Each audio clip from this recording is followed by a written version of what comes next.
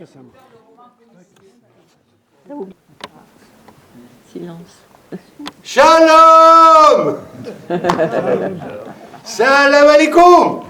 Inch'Allah. Ah oui, alaikum salam. Il y en a qui répondent quand même. Hein. Inch'Allah. Non, parce que c'est pas poli de ne pas répondre. Hein. Alors, alaikum salam et shalom les koulam. En fait, salam en arabe, shalom en hébreu, c'est deux mots qui veulent dire paix ou bonjour. Ouais. Donc, bonsoir. Salam Voilà. alaikum, monsieur. Salam alaikum.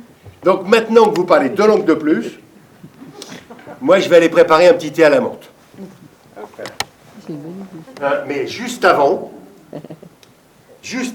d'abord, je sors ça. Ça, c'est mon texte. Parce que c'est, comment vous dire? Je vais vous apprendre un mot. Vous allez répéter après moi. Mesouba. Ça veut dire compliqué. Ah oui, j'ai ça aussi, tiens. Oui, mais c'est en hébreu, les Souba. Oui. Ah ben, il fallait le dire. Ah bah, Ah ben, c'est vrai, c'est pas mal. ouais. Bon, oh, ça, vous savez ce que c'est, ça? Mais c'est pas un téléphone, hein? C'est une boîte à coucou. Non, c'est juste pour la musique, parce que je mettrai de la musique tout à l'heure. Parce que le téléphone est coupé. Comme le vôtre, quoi. Je veux dire... Aïe, aïe, aïe, monde va aïe, regarder. aïe, aïe, aïe, aïe, aïe. Je vous laisse. Hein. Moi, je n'ai Coupez le téléphone. Après, pas pris. après, voilà. Il n'est pas pris le sien. On va préparer le petit thé à la menthe. Ah ouais.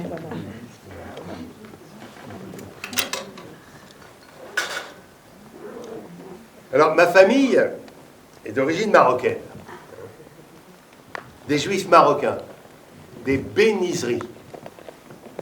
Alors, en hébreu, ou en arabe, hein, ben, ça veut dire fils, ou fils de. Alors, il y a plein de noms juifs et plein de noms arabes, hein, qui commencent par Ben. Il y a Ben Arosh, Ben Amou, Ben Simon, Ben Sidi, Ben Mouloud, Ben Naïm, Ben Ahmed. Tout ça, c'est des fils d'eux. D'accord? Après, pour savoir qui est quoi, là, je vous laisse deviner. Alors, moi, je suis un juif, mais ni croyant, ni pratiquant. Voilà. C'est comme si j'avais démissionné, en fait. J'ai quitté la boîte, mais j'ai gardé le savoir-faire. Alors, j'ai un fils, mais il n'est pas juif. Non, il n'est pas juif parce que sa mère n'est pas juive. D'accord, ben oui. Alors, il n'est pas juif, mais il est circoncis. Oui, parce que la fiction de l'appartenance au groupe est tellement forte que j'ai pas pu résister. Bon, alors, il n'est pas juif, mais il s'appelle David. Hein. Il cumule. Alors moi, je suis né en France, j'y ai grandi, hein, et je suis jamais allé au Maroc. Jamais. Dommage. Thomas. Par contre, je suis régulièrement allé en Israël, Bravo. quand j'étais tout petit, et puis adolescent, puis adulte aussi, notamment ces dernières années, pour cause d'enterrements successifs. Mon père d'abord et ma mère ensuite. Voilà, ils sont enterrés à Jérusalem. Je ne sais pas s'il y en a qui savent où ça se trouve, Jérusalem. Enfin, il y en a qui sont déjà allés en Israël ou en Palestine. Oui. Et levez la main. Ah, c'est pas mal quand même. Hein. Bon, alors vous fermez les yeux. Hein, et pour les autres, je vais mettre une carte. Non, vous avez le droit de les ouvrir.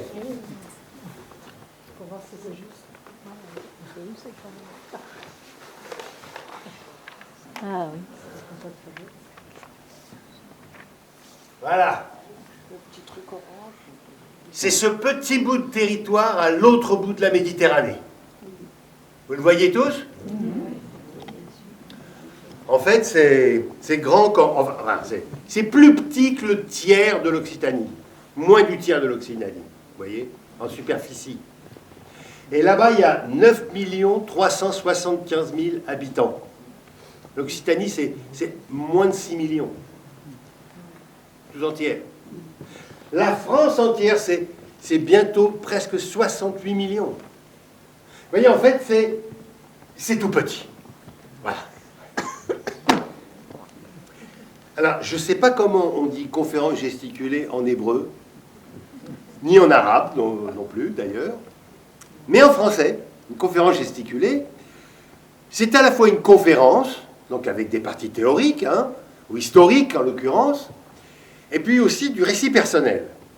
Et moi, je vais vous raconter comment mon chemin de vie m'a conduit à ne plus être sioniste. Ah oui, donc je l'ai été. Voilà. Alors, qu'est-ce que c'est que le sionisme? C'est quoi cette doctrine? Comment elle est née? Et puis comment elle a évolué pour devenir ce qu'elle est devenue aujourd'hui? Donc, comprendre... c'est le seul moyen qu'on a de se faire une idée personnelle de la situation en Israël ou en Palestine, selon qu'on regarde le côté pile ou le côté face de la même pièce. Parce que je pense que Juifs et Palestiniens sont tous deux victimes d'un même oppresseur qui se cache derrière trois mots en isme, qui sont colonialisme, nationalisme et capitalisme. Là, on en voit du lourd. Hein. Là, vous voyez, ces mots en isme, ce sont des idéologies. Et ce qui est intéressant dans le mot idéologie, c'est qu'il contient le mot idée. Une idée, c'est une construction de l'esprit. Hein. Une histoire qu'on se raconte. Une fiction. C'est parce que l'humanité possède un don prodigieux, c'est la capacité de transformer un événement en récit. Et raconter une histoire ou raconter un événement, ce n'est plus tout à fait le réel, en fait. C'est déjà de la fiction. Alors, c'est parce que moi, je suis comédien, hein, je joue des histoires qui ont été inventées, et je dois convaincre le public d'y croire. Bon. Parce que le public y croit, hein, qu'à la fin de l'histoire, quand le héros meurt, tout le monde pleure, hein, avec de vraies larmes. Parce que l'émotion est bien réelle, hein, les larmes aussi sont bien réelles, mais le problème, c'est quand cette émotion est tellement forte qu'on finit par croire que la fiction, c'est le réel. Mais par exemple, là, maintenant, ah, aïe, aïe, aïe, j'ai très mal. Vous n'y croyez pas du tout, hein? Non. Ben non. Hein, voilà. Parce que comment ça marche pour bien raconter une histoire? Je vous explique. Pour bien raconter une histoire, on a besoin de trois choses. Un, il faut qu'on ait un personnage. Deux, ce personnage, il faut qu'il ait un objectif à atteindre. Mais pour l'atteindre, il faut qu'il y ait des obstacles. Et plus il y a d'obstacles, plus l'histoire est intéressante. Alors, moi, par exemple, je pense qu'il faut que le personnage, il nous fasse vivre du conflit et qu'il explore et qu'il brave deux émotions principales, qui sont une, l'anxiété, et deux, la frustration. Alors, une histoire sans anxiété et sans frustration, hein, si moi j'avais voulu en raconter une comme ça, hein, à mon fils David quand il était petit, ben, ça aurait donné un truc dans ce genre. Voilà. Est-ce qu'il y a quelqu'un ici qui s'appelle David? Non? Bon, ben ce sera toi. D'accord? Alors, il était une fois, hein, un prince qui rencontre une princesse. Alors, ils sont amoureux, hein, tous les deux. Et puis, les parents sont d'accord. Alors, ils se marient. Hein, voilà. Et puis, comme ils ont plein d'argent, ils achètent un super château. Mais tout neuf, hein, il n'y a pas de problème de toiture, tout va bien. Hein, voilà.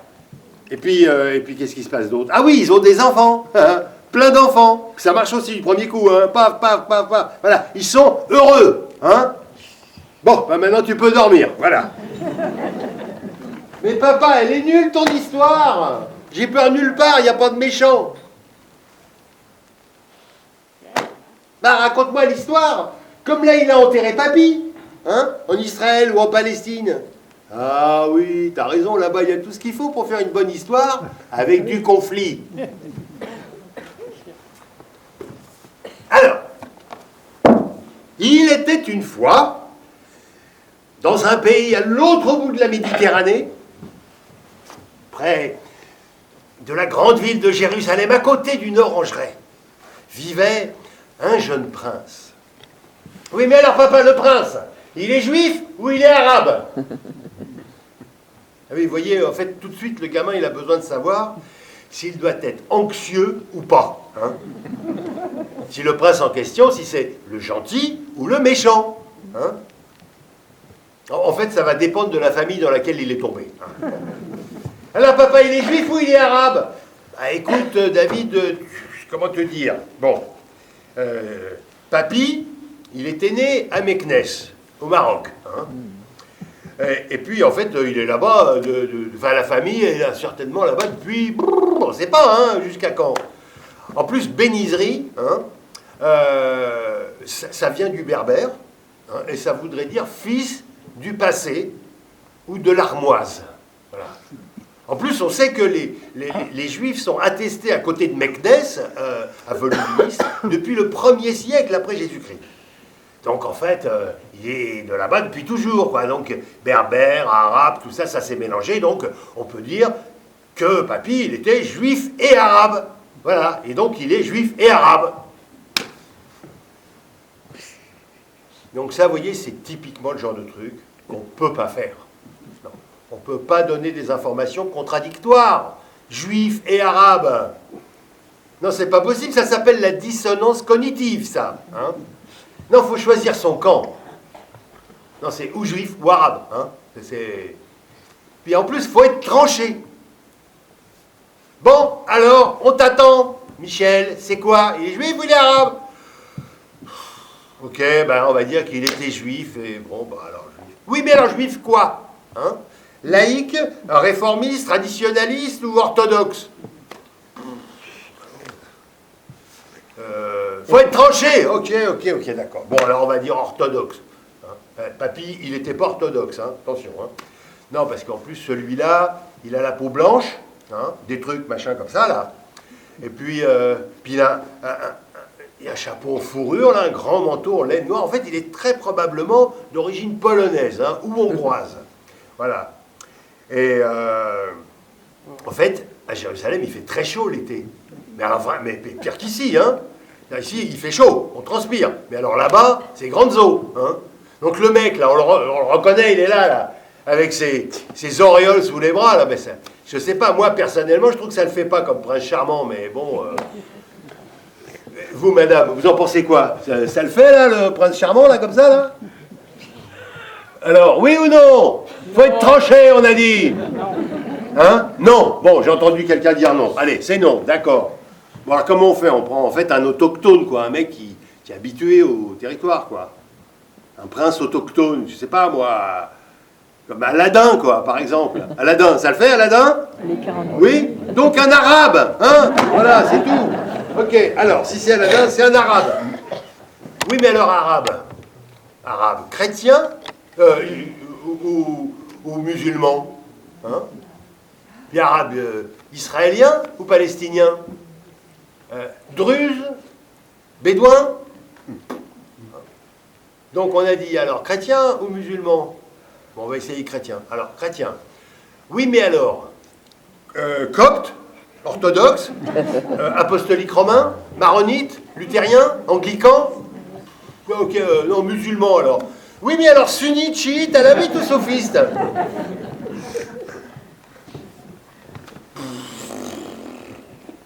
Hey, j'ai une idée. C'est un samaritain, voilà. C'est un samaritain, comme ça déjà, hop, là, terminé, voilà. C'est un samaritain. Donc il habite Naplouse. Eh bien oui, parce que tous les samaritains, ils habitent Naplouse. Voilà, ils sont tous là, voilà. Naplouse. Il y en a, je vous sens perdus, là, ça y est. Je les ai perdus, il y en a, ils sont partis. Non, non, attendez, je vais vous montrer, sur une carte. Naplouse. Alors, c'est 50 km au-dessus de Jérusalem. Alors voilà, Jérusalem, c'est là. Vous voyez, je m'approche un peu, là, comme ça. Hein. Jérusalem, c'est là. Et Naplouse, c'est donc 50 km au-dessus. Vous voyez? 50 km au-dessus, c'est-à-dire, si ça veut bien tenir, ça veut dire en territoire palestinien, en fait. Ouais, alors donc du coup, c'est un problème. Parce que si c'est un Palestinien, comment il a pu obtenir un laissez-passer pour arriver jusqu'à Jérusalem? Eh ouais. Ah, si, je sais. C'est parce que c'est un Palestinien, mais juif. Non, c'est vrai, le mec, il s'appelle Abdallah Cohen. Pour de vrai, hein? Bon, enfin, juif. Enfin, reconnu comme tel par l'État. Mais pas par les Juifs eux-mêmes. Non, parce que les Samaritains, à l'origine, ce sont des Assyriens. C'est-à-dire une autre tribu que les Hébreux. Ou que les Arabes. Hein. Ou même que les Palestiniens, d'ailleurs. Parce qu'en fait, les Palestiniens, à l'origine, ce sont des Philistins.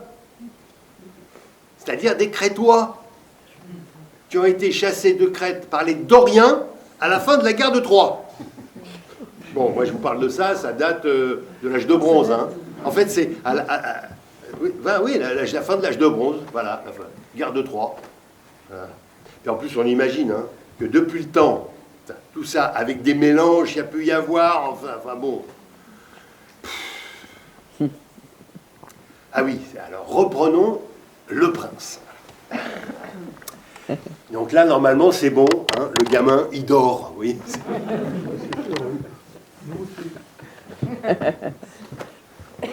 Donc vous avez compris, hein. Pour raconter une histoire, il faut donner des informations simples et claires, d'accord? Des informations simples et claires et avec un héros.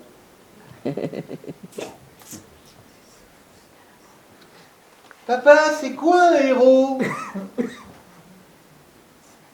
Alors, un juif capable d'empêcher un autre juif de raconter une blague juive, c'est un héros. Voilà. Mais on peut aussi dire que une personne capable de faire de son ennemi son ami, c'est un héros.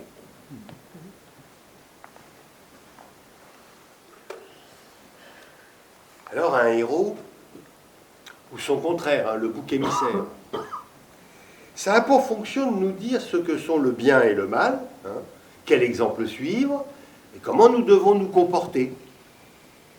C'est exactement la fonction du récit national, du roman national. Alors moi, quand j'étais petit, le petit Michel, le petit enfant juif, hein, ben, j'avais appris nos ancêtres les Gaulois. Voilà. Comme ma mère, d'ailleurs, qui elle était à Casablanca. Hein.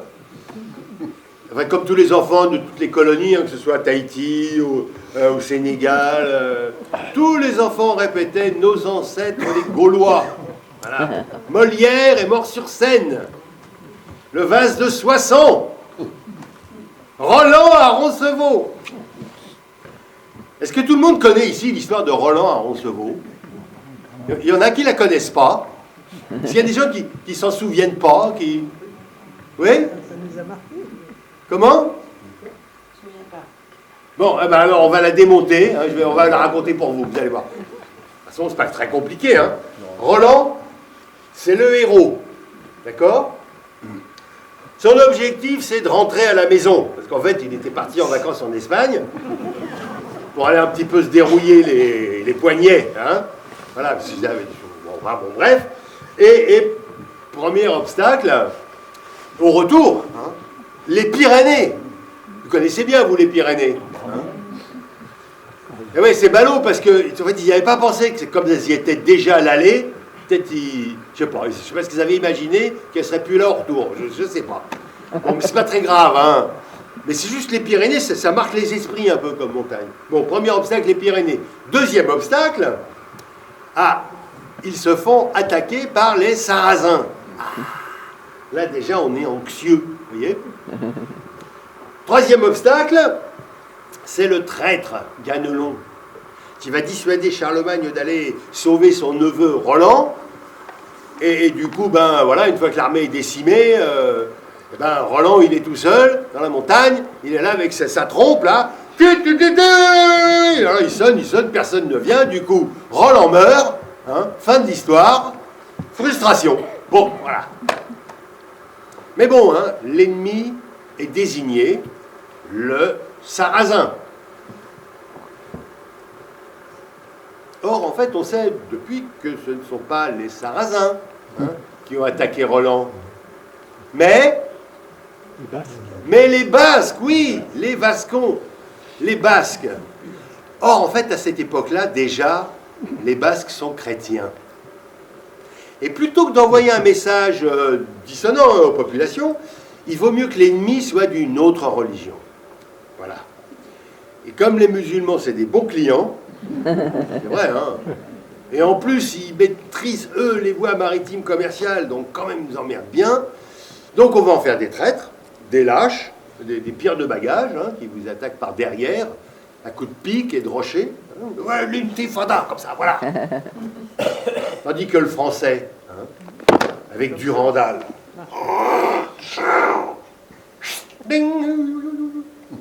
il est toujours victorieux. Un petit coup de chapeau d'ailleurs à la French Tech, hein, qui fabrique et qui vend encore des armes si merveilleuses partout dans le monde. Voilà. À part au pays des kangourous, visiblement. Mais enfin bon. Mais bon, c'est normal, hein, en fait, le récit national se fiche de la vérité. Hein. Bien entendu, elle ne parle pas de l'Espagne arabo-andalouse, de la finesse de son art, de ses connaissances scientifiques, philosophique, de la paix et de la cohabitation d'Al-Andalus. Non.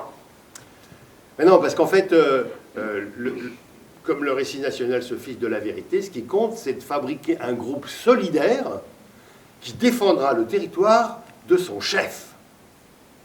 Bah. Mais bon, le message est passé. Hein. Voilà. Si toi aussi, tu veux être le français parfait, sois comme Roland. Hein.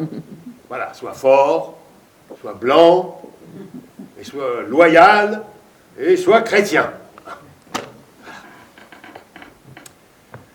Alors ça, c'était le roman national. Alors vous voyez, en fait, le récit religieux fonctionne exactement de la même manière, mais en rajoutant le merveilleux. Alors moi, le petit Michel juif, j'avais appris que Moïse, après avoir libéré son peuple de l'esclavage, eh bien, ils ont traversé le désert, comme ça, pendant 40 ans. Je ne sais pas ce qu'ils avaient foutu avec les gourdes. Ils n'avaient plus d'eau. 40 ans, en compte, hein, quand même. Donc, je ne sais pas, ils avaient soif. Donc, qu'à cela ne tienne, Moïse a pris son bâton et il a frappé un rocher. Pam! Et il en a fait jaillir une source. Waouh!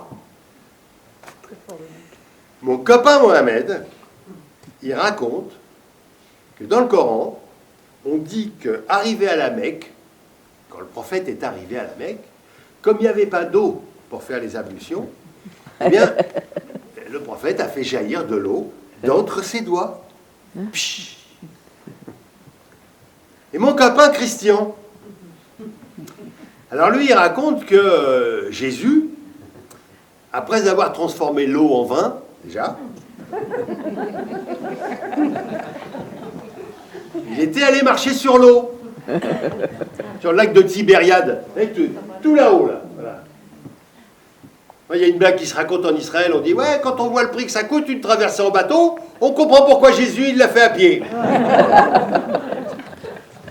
N'empêche que, moi, enfant, j'ai cru à ces histoires merveilleuses qui nous vantaient le pouvoir d'un Dieu de bonté et d'amour, capable de maîtriser la nature. Alors le récit national juif, lui, il nous est imprégné, on va dire, depuis le plus jeune âge. En fait, quand un enfant naît juif, c'est-à-dire quand le groupe fait de cet enfant un personnage de sa fiction, eh bien cet enfant, en grandissant, devient naturellement sioniste. Ben oui, parce que le mouvement sioniste s'est évertué à faire superposer deux histoires pour les confondre en une seule et même fiction, à savoir juif égale sioniste. C'est un peu comme pour les pâtes.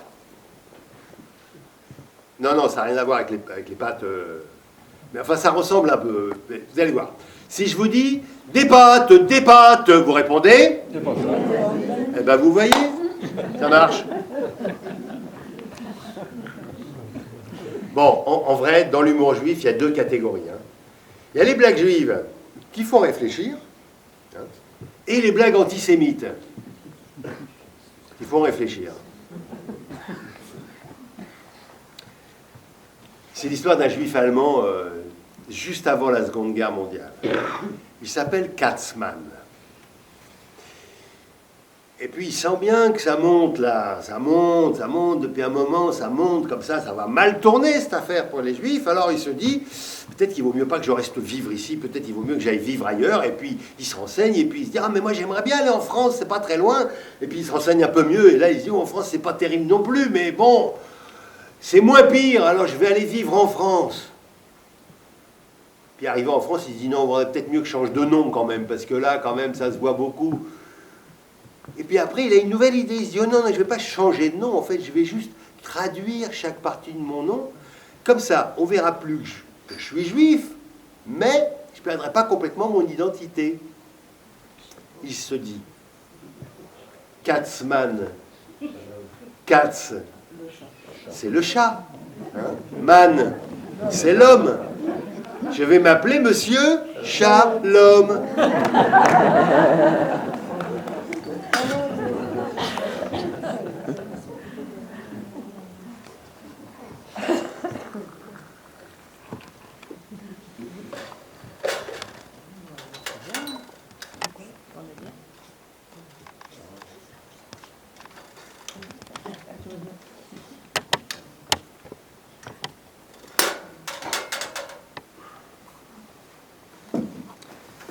Alors, pendant toute mon enfance, je suis allé à la synagogue avec mon père. C'était un petit local, loué entre copains du Maroc, dans une cour d'immeuble, au rez-de-chaussée, avec une véranda. C'était rue Richer, à Paris, pas loin des Folies Bergères. Il y avait d'autres enfants de mon âge, hein. Jouer nous intéressait plus que prier, mais on s'imprégnait. Il y avait des chants, et puis des bonbons, des rites comme ça, qui allaient nourrir ma nostalgie future. Au mur, il y avait des photographies. Alors, je me souviens, il y avait le portrait de David Ben Gourion. Alors, c'était le fondateur de l'État d'Israël en 1948. C'était pas un clown, hein, je veux dire. C'était un mec sérieux. Il y avait aussi des photographies de kibbutz. Alors un kibbutz, c'est un village, hein, souvent agricole, où la propriété est collective, avec des valeurs d'égalité et de coopération dans tous les domaines, de la consommation à la production, en passant par l'éducation.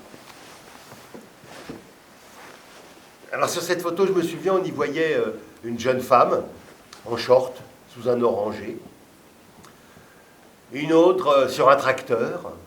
Alors, elles étaient modernes, elles étaient puissantes, elles étaient souriantes, elles étaient sionistes.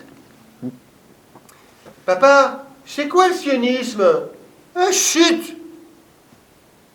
Oui, parce que mon père, quand on lui posait des questions, il répondait jamais. Hein, et encore moins à la synagogue. Hein. Papa, c'est quoi le sionisme? Mais chut, c'est les juifs! Bon, alors du coup, je vais aller chercher la réponse ailleurs. Alors, le sionisme est une doctrine hein, qui est née dans l'Europe de l'Est et dans les Balkans à la fin du XIXe siècle. Et elle repose sur 3 points.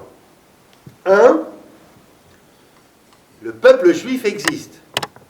Donc peuple race. Hein. Vous savez, au XIXe siècle, la science croit aux races. Hein. Alors, 2, ce peuple voudrait s'intégrer au sein des autres peuples. Mais c'est pas possible. Ben non, c'est pas possible. C'est pas possible parce que depuis le début de la chrétienté, en fait, le vrai pouvoir politique, là, c'est le pouvoir religieux. Or, les juifs et les chrétiens sont en concurrence. Donc, vous savez, comme en politique, tous les coups sont permis, hein, y compris les fake news. Et c'est comme ça que les chrétiens vont inventer la notion de déicide. Ça vous dit quelque chose, le déicide? Ouais? Non, parce que c'est compliqué, parce que va prouver le contraire. Non, c'est vrai, il n'y a pas de corps. C'est compliqué quand même. Bref, en fait, comme ça, pendant pratiquement 1000 ans, les juifs et les chrétiens vont chercher à étendre leur zone d'influence, à la fois humaine et territoriale. Mais ça va durer 1000 ans. Hein. Et pendant 1000 ans, en fait, c'est vraiment impossible de savoir qui est juif, qui est chrétien. Parce qu'en vérité, ils s'habillent pareil, ils parlent la même langue, ils mangent la même chose, ils habitent sur le même territoire. Et la seule différence, c'est la croyance à un Nouveau Testament par rapport à l'Ancien. Voilà, une petite différence nouvelle, mais c'est tout. Mais c'est tout jusqu'au XIIIe siècle, en fait. C'est-à-dire jusqu'en 1215. Précisément au Concile de Latran, où le pape, Innocent III, va poser un acte politique majeur pour finir d'asseoir le pouvoir de la chrétienté en Europe. Il va décréter que désormais, la terre d'Europe est chrétienne. Et donc que pour la posséder, il faut être chrétien. Que ceux qui ne sont pas chrétiens, ben, on va les discriminer. Hein, voilà. Non seulement ils ne pourront pas avoir la terre, mais on va alors leur interdire tous les métiers nobles, hein, notamment les métiers de l'artisanat. Et on va leur laisser les métiers interdits par la chrétienté, à savoir le prêt d'argent avec usure, voilà. Et puis les métiers scientifiques, l'astronomie par exemple, hein, la médecine. Oui, parce qu'il ne faut pas explorer le mystère de la création de Dieu. Et puis, le pape Innocent III va avoir une révélation. Il se dit, mais la pire des choses qui pourraient arriver serait qu'il y ait des mariages mixtes. Parce que s'il y a des enfants, comment gérer les héritages? Alors, tout simplement, ben, il ne faut pas que ça puisse arriver. Donc, pour pas que ça arrive, il faut pouvoir les reconnaître, les autres. Alors, ceux qu'on discrimine, hein, qu'ils soient juifs, arabes, musulmans, cathares d'ailleurs aussi, adorateurs de la lune ou des arbres, c'est pareil. Hein. Non, il faut qu'on puisse les reconnaître. Alors, reconnaître les musulmans, c'est facile, parce qu'eux, ils s'habillent comme des musulmans. Hein. Tandis que les juifs, ben, ils s'habillent pareillement que les chrétiens. Donc, le pape va dire, il faut qu'on leur fasse porter un signe distinctif. Alors le premier, ça va être le Judenhut en Allemagne, c'est-à-dire le petit chapeau pointu que l'on retrouve sur de nombreuses gravures du Moyen-Âge.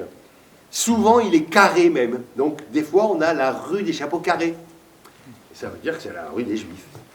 Et puis, alors, ce chapeau pointu, progressivement, on va le faire devenir turlututu, hein, c'est-à-dire un grand chapeau pointu. C'est celui qu'on va retrouver sur la tête des magiciens. Et oui.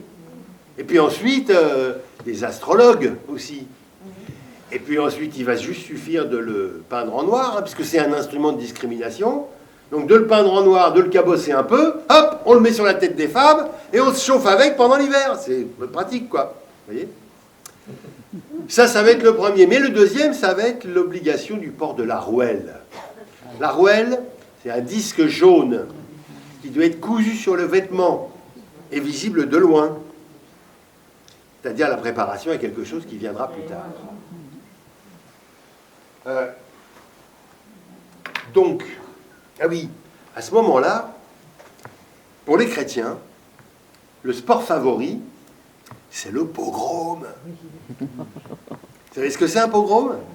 Ça consiste à massacrer une population, hein, voler, violer, tuer, brûler un village. Donc, Ben, dans ces conditions, après le 1, le 2 et le 3, eh bien 4, la nécessité de créer un État qui prenne en charge le destin de ce peuple. Papa, c'est quoi le peuple? Ah, la Sabine, laisse-moi tranquille. Bon,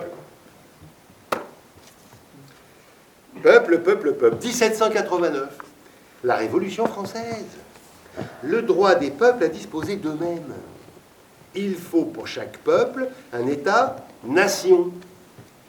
Nation, du latin natio, de nascere, naître. Le terme latin natio désigne les petits d'une même portée et signifie aussi groupe humain de la même origine. Ça va devenir le nationalisme. Il y a à côté de Jérusalem une colline où il y a le tombeau du roi David. Cette colline, elle s'appelle Sion. Et il n'y a pas un arbre.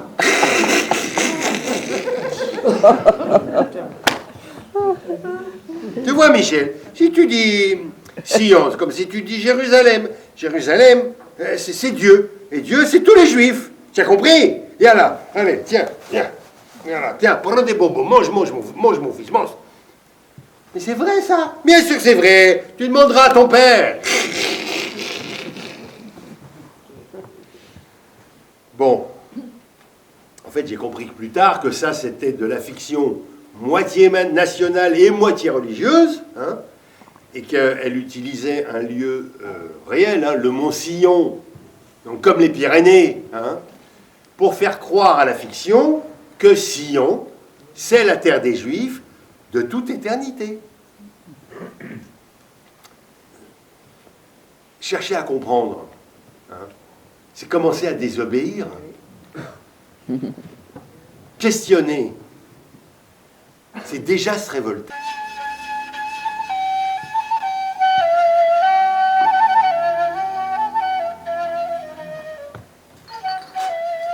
Alors moi je bois le thé à la menthe presque chaque jour. Il y a un proverbe touareg qui dit « Le premier verre est doux comme la vie. Le deuxième est fort comme l'amour. Et le troisième est amer comme la mort. »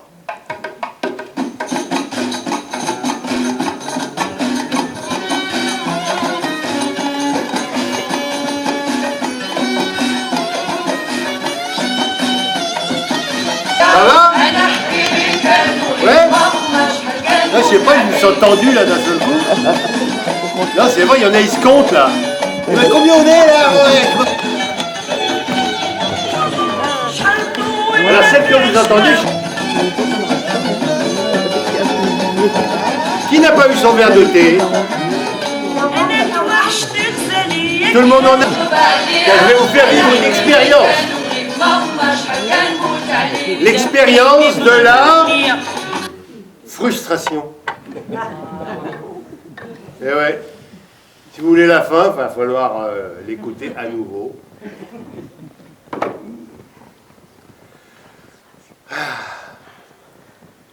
Bon, en vrai, je voulais pas être comédien en fait.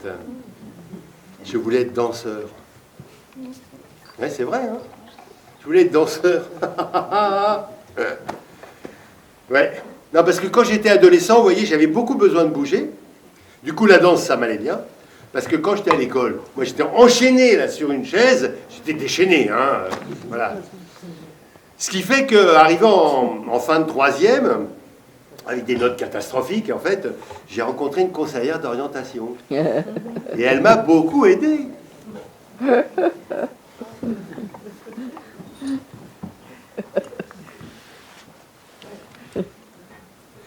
Alors, Michel, qu'est-ce que tu veux faire comme métier?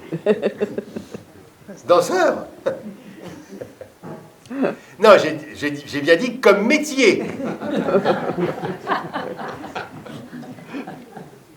Bon, d'accord. Alors, voyons.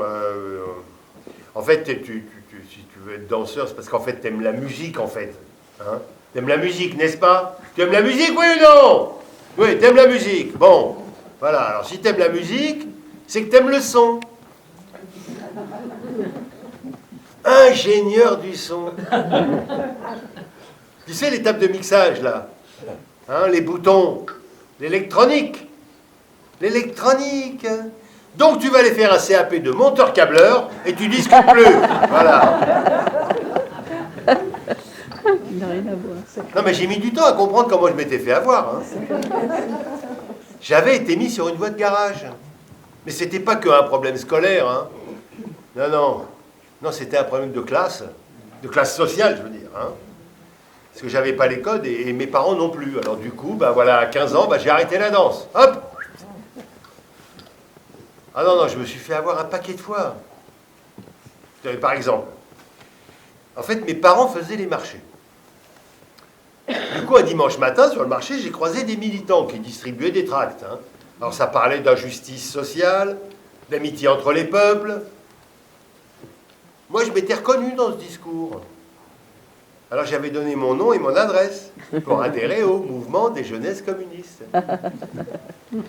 Alors quelques jours plus tard, ces mêmes militants sont venus à la maison. Et là, mon père les a carrément flanqués à la porte. Là, eux, leur tract et leur amitié. Voilà. Non, mais on n'était pas à paradoxe près. Hein. Vous savez, dans ma famille juive pratiquante, on fêtait Noël, alors. Non, mais pas pour le petit Jésus, hein, je vous rassure tout de suite. Hein. C'était pour l'intégration. Ouais. Puis bon, moi, je trouvais normal d'aimer le couscous et le jambon. D'être amoureux d'une jeune fille moitié kabyle et moitié bretonne. Et aussi un troisième moitié suisse. Voilà. Bon. Moi, je trouvais normal d'être sioniste et de défendre la cause palestinienne. Parce que peuple opprimé. Hein. Déjà, à l'époque, j'étais romantique. Et en même temps, j'avais peur des Arabes. C'est vrai, on m'avait mis ça dans le crâne.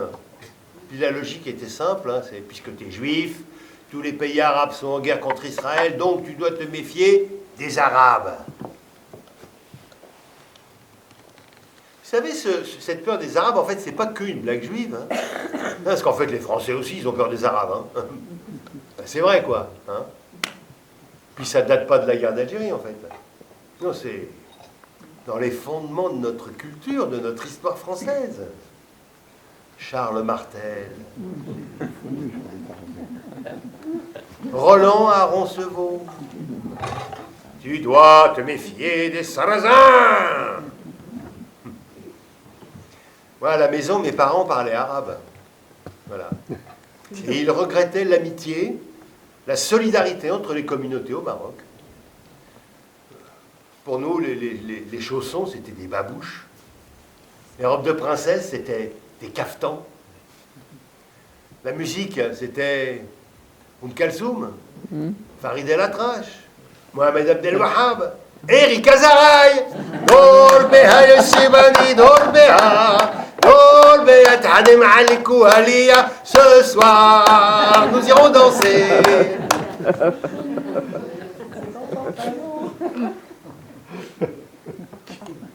Tiens, je vais vous en raconter une. C'est l'histoire d'un juif qui rencontre un autre arabe.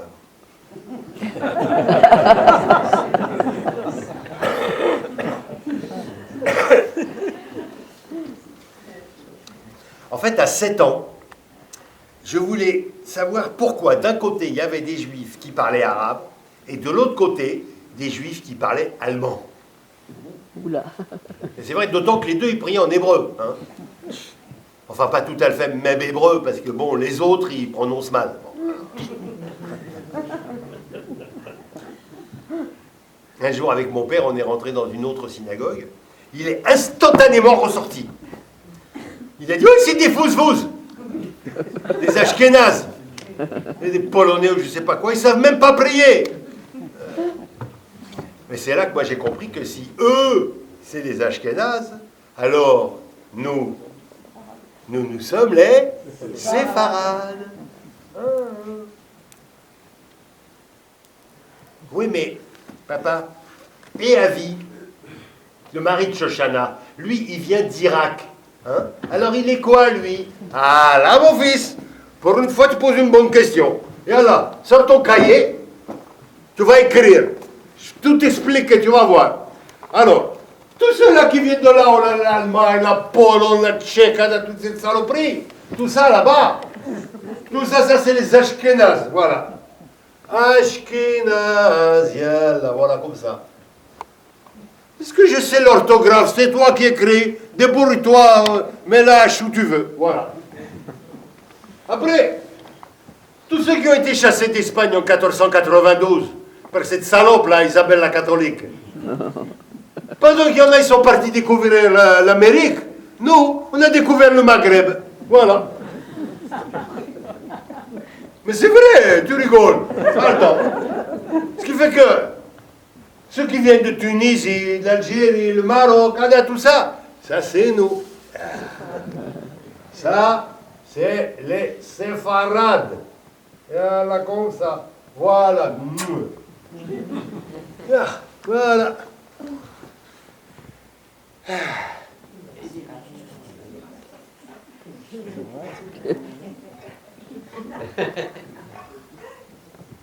Hein?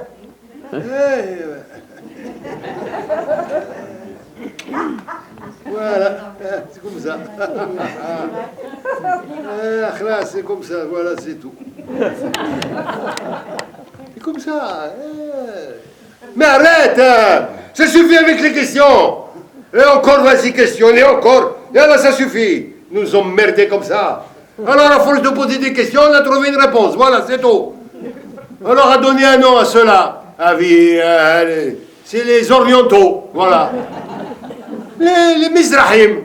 Les Mizrahim. Tous ceux qui viennent de la Syrie, l'Iran, l'Irak, l'Égypte, la Libye, l'Algérie, la Tunisie, le Maroc, le Sahara. Tous ceux, mais ils étaient là avant, hein. Ceux qui étaient avant les Sfarades. Tout cela, c'est les Mizrahim. C'est les Mizrahim et on ne sait pas où les mettre. Oh, tu veux que je te mette ici? C'est pas possible. Là, où je vais te mettre? Mizrahim. On va te mettre comme ça, la tête en bas. Voilà. Ou les pieds en l'air. Voilà, comme ça. Nous emmerde. Toujours. Vas-y, pose des questions. Ça suffit. Voilà, Mizrahim. Oui, mais là, pas beaucoup. On n'est pas tous en Israël. Et on n'est pas tous en Israël parce que, saloperie, les Romains ils nous ont chassés. Bon, allez, maintenant ça suffit, Nardine Waldik. Tu montes dans la voiture. Et là, tu poses encore une question, je te coupe la langue.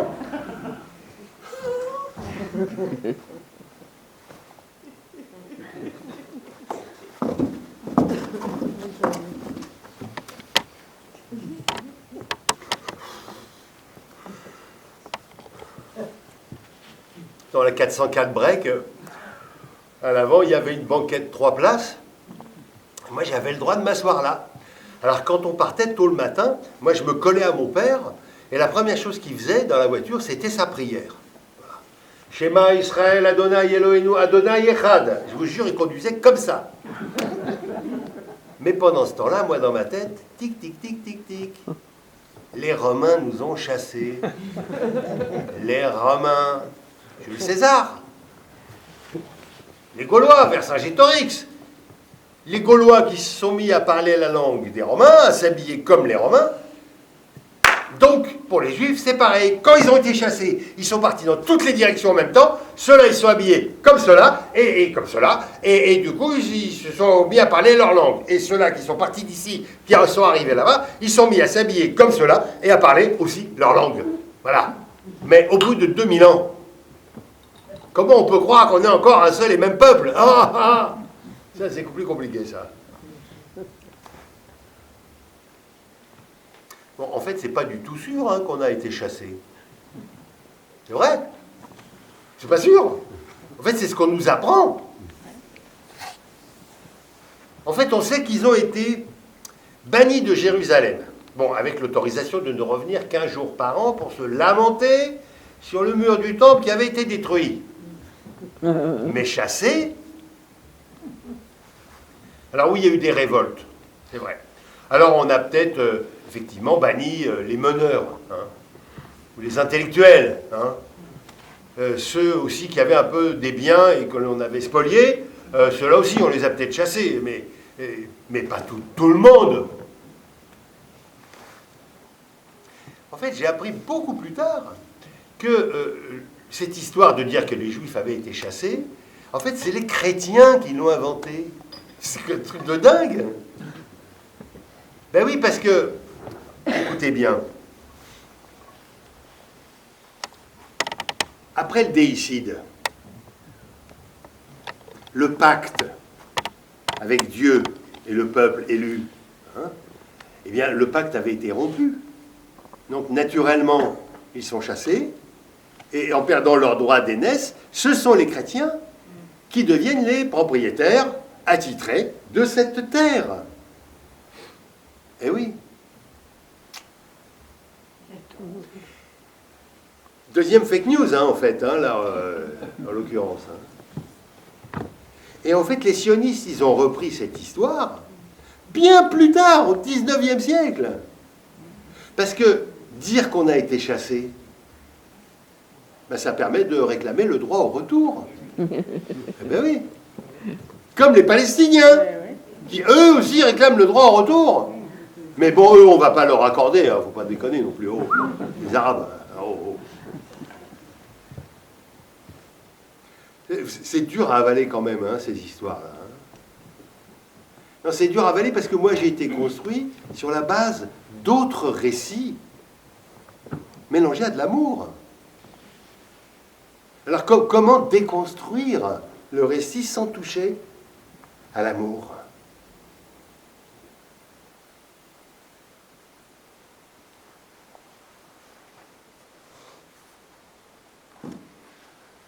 Peu de temps avant que je rencontre la conseillère d'orientation, le professeur d'histoire est rentré dans la classe. Interrogation écrite. Alors vous allez m'expliquer les causes, les circonstances de la guerre de 14. Ah ouais, mais monsieur, moi j'ai pas révisé. Ah ouais, mais Saint-Michel, c'était le cours de la semaine dernière. Ah ouais, monsieur, la semaine dernière, j'étais malade. Parce que vous comprenez, comme mes parents, ils font les marchés. Du coup, ils travaillent le samedi et le dimanche. Alors le lundi, on va à Deauville. Vous comprenez? C'est pour ça que j'étais malade, monsieur. Vous avez compris, j'avais pas les codes. Hein? Qu'est-ce que je vais mettre, moi, la guerre de 14? Franchement, c'est vieux, ce truc, je m'en fous, moi. Puis je vais encore me taper un zéro avec leurs histoires, là, de guerre de 14. Seulement, j'avais 14. Qu'est-ce que je vais mettre, moi? Je m'en fous de la guerre de 14. Ouais, ça va, monsieur, c'est bon. Ouais, je prends mon cahier et mon crayon à la bonne page. Ça va, monsieur. Arrêtez de me truquer dessus, là. J'en sais rien, moi, la guerre de 14, je m'en fous, franchement. Tu vois? Voilà, non, c'est bon, voilà, tiens, il est là, mon cahier, comme ça, voilà. C'est bon, monsieur, je me tais. Ouais, je me tais, monsieur.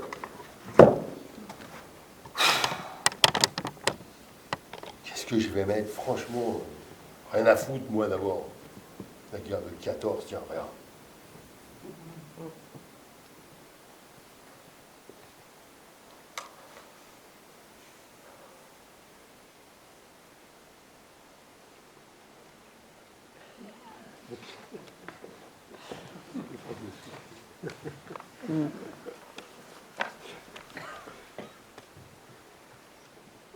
Ah, monsieur, c'est bon, hein. Hey, Christian, Sarajevo. Sarajevo, l'attentat.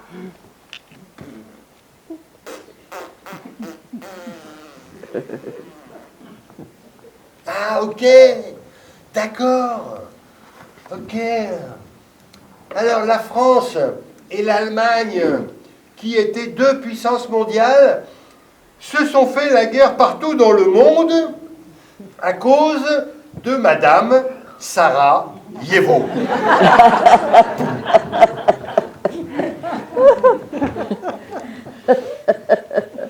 Comme son prénom l'indique, Sarajevo était juive. Et comme les Allemands, ils n'aimaient pas les Juifs, eh ben ils ont dit que c'était de la faute des Français. Voilà, bing. Mais Mais comme les Français ne comprenaient pas un mot d'allemand, ils ont cru comprendre que c'était la tante à Sarajevo, la sœur de sa mère, qui était responsable de la guerre mondiale. Alors qu'en fait, non. C'est pas sa tante. Et du coup, pendant 4 ans, eh ben, les Français et les Allemands, qu'est-ce qu'ils ont fait? Ils ont bombardé Verdun. Et bim, boum, parce qu'ils croyaient qu'ils se cachaient là. Bah ouais. Et du coup, vas-y que je te bombarde en rouge, vas-y que je te bombarde en bleu, et bim, bam, boum. Et à un moment donné, ils ont tellement bombardé Verdun qu'on commençait presque à voir de l'autre côté, dis donc. C'était un trou énorme. Mais enfin, Michel, mais qu'est-ce que c'est que ce torchon?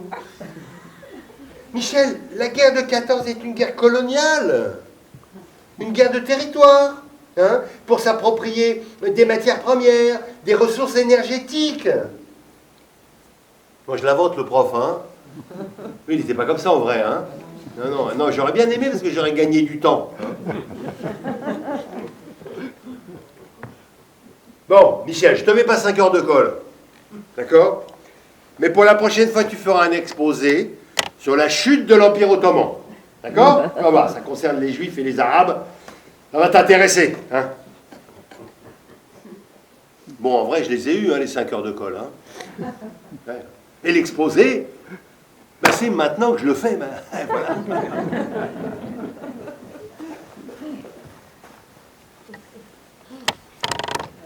19e siècle. L'Europe des Lumières regarde l'Orient avec tendresse. C'est tellement des paysans, en fait. Ça rappelle le paradis perdu. Vous voyez, les temps anciens. Bon, en même temps, l'Europe coloniale méprise ces populations arriérées. Ce qui l'intéresse, ce sont les ressources à bas prix dont son industrie naissante a besoin. Hein. Voilà. Alors le sionisme est né dans cette Europe-là. Hein. Et en oubliant qu'il y avait des gens qui vivaient sur place. Hein. Ils étaient arabes, hein, franchement. Alors, juifs, musulmans, chrétiens, mais c'était des arabes, quoi. La punchline à l'époque, c'était une terre sans peuple pour un peuple sans terre.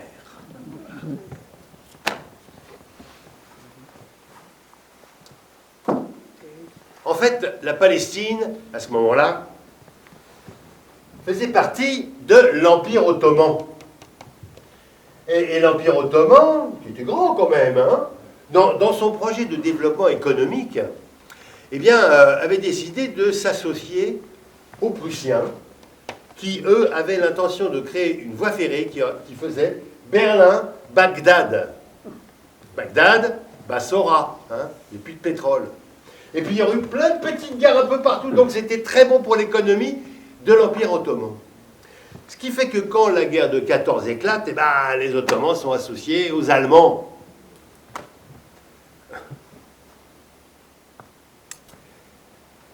Dès 1915, les Français et les Britanniques sont persuadés qu'ils vont gagner la guerre. Et par des accords secrets, en mai 1916, les Français et les Britanniques vont tracer les lignes du futur partage de la région. Les Français s'installeront au Liban et en Syrie, et c'est donc pour ça que là-bas on y parle français. Et les Anglais qui depuis 1882 sont déjà en Égypte, eh bien eux prendront la main sur l'actuelle Jordanie et la Palestine, histoire d'avoir la main mise sur le canal de Suez, qui est la voie maritime vers les Indes, dont l'Empire britannique tire sa fortune coloniale. Eh oui. Donc, comment se débarrasser des Ottomans et des Prussiens? C'est là qu'entre en scène Laurence d'Arabie. Vous vous souvenez de Laurence d'Arabie? Sir Lawrence parle arabe et connaît bien le Moyen-Orient. Un mois après les accords Sykes-Picot en juin 1916, il est envoyé par la couronne avec pour mission de fédérer les tribus arabes, pousser le nationalisme et faire la promesse de la constitution d'un grand État panarabique. Mais cela, en échange de la révolte contre les Ottomans. Eh bien oui. Eh bien, figurez-vous que ça va marcher. Parce qu'en 1917, les Ottomans vont tomber. Seulement, au mois de novembre de la même année, 1917, un autre, Lord Balfour, à la Chambre, lui, il va faire une autre promesse. En fait, il est poussé par les nationalistes antisémites, dont il fait partie. Et puis aussi par les nationalistes pro-sionistes, dont il fait partie aussi. Et puis par la voie du milieu. Alors la voie du milieu, vous savez, cette voie de la sagesse, hein, qui sont en fait les chrétiens anglicans, qui eux pensent que tant que tous les juifs ne sont pas rassemblés en Palestine, le Messie ne viendra pas. Donc voilà ce que va déclarer Lord Balfour. Oui, nous faisons la promesse de la constitution d'un foyer juif en Palestine. Si les sionistes veulent s'y installer et que nous les y aidons, ils nous seront redevables. C'est eux alors qui défendront le canal de Suez, limitant ainsi pour nous le poids financier de l'effort de guerre. De plus, leur donner un territoire, c'est favoriser le départ des Juifs d'Europe. Ça, exactement. Et enfin, les Arabes, c'est un peuple arriéré, des indigènes, qui se soumettront facilement. Alors la déclaration Balfour de novembre 1917 est à l'origine de la reconnaissance internationale de l'implantation sioniste en Palestine et du conflit qui dure jusqu'à aujourd'hui. Alors, les Britanniques vont y rester jusqu'au 14 mai 1948. 14 mai 1948, c'est la date de naissance de l'État d'Israël. Et vous savez, la date de naissance, c'est un truc toujours intéressant parce qu'une date de naissance, c'est toujours 9 mois jour pour jour après quelque chose. Eh bien, en l'occurrence, là, 14 mai 48, c'est 9 mois jour pour jour après l'indépendance de l'Inde. À quoi bon rester sur les bords du canal? Alors bon, en attendant, l'occupation, ça coûte. Il faut que la Palestine rapporte. Du pétrole? Il n'y en a pas. On a forêt partout, il n'y en a pas. Par contre, dans les années 20, l'orange est un produit rare, donc cher. Et il y en a beaucoup en Palestine. Alors, les industriels et les colons vont inventer la mode du jus d'orange au petit déjeuner dans la bourgeoisie britannique. Et l'exportation massive va commencer.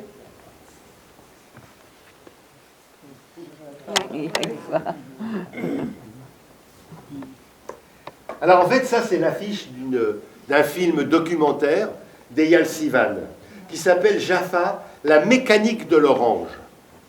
C'est un film que l'on peut voir facilement sur Internet, il est disponible, et puis dans les réseaux il circule. C'est Orange Mécanique plutôt. Dans ce film documentaire, on apprend que dès 1850, dès les débuts de la photographie, les territoires les plus photographiés au monde sont l'Égypte et la Palestine. Parce que les premiers photographes sont les chrétiens anglicans, justement, qui se battent contre les théories de Darwin. Pour eux, la Bible n'est pas un récit mythologique. La Bible raconte des faits qui ont réellement eu lieu, qui ont réellement existé. Et grâce à la photographie, ils veulent prouver que ce qui est écrit correspond bien à ce territoire. Bon, quand ils arrivent, ah mince alors, ça a un peu évolué, dis donc.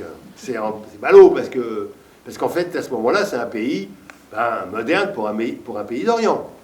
Mais qu'à cela ne tienne, ils vont photographier de telle manière à ce que l'image rentre dans le texte.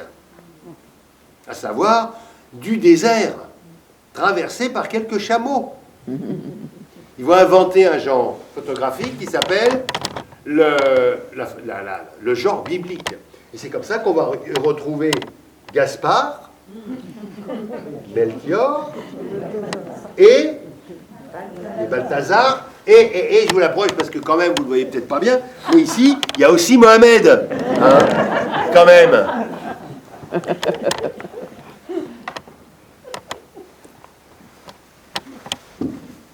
Alors, à partir des années 20, le mouvement sioniste se dote d'un service de la communication pour vendre l'idée sioniste. Alors, ils maîtrisent toutes les images. Et ils disent quoi et comment photographier. Moi, je me souviens très bien d'un détail sur cette photo à la synagogue. Vous vous souvenez de la jeune femme en short, sous un oranger? En fait, elle cueille des oranges en haut d'une échelle. C'est une ouvrière moderne, souriante, blanche, en bonne santé. Et à côté d'elle, enfin à côté, en bas de l'échelle, il y a une ouvrière palestinienne, en costume traditionnel. Elle a l'air triste, pauvre, une noiraude, quoi, incapable de grands projets. C'est un peu comme pour le piano, vous voyez. Il y en a qui en jouent, et d'autres qui les déménagent. Ouais.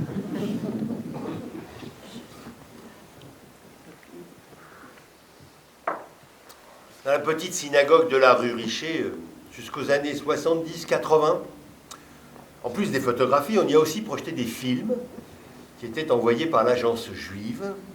Alors ils appelaient ça « information ». Alors on y voyait des villes modernes, des kibboutz exemplaires, des soldats victorieux. Hein. Moi, j'ai jamais entendu parler de la moindre difficulté d'intégration, de racisme et de suicide même.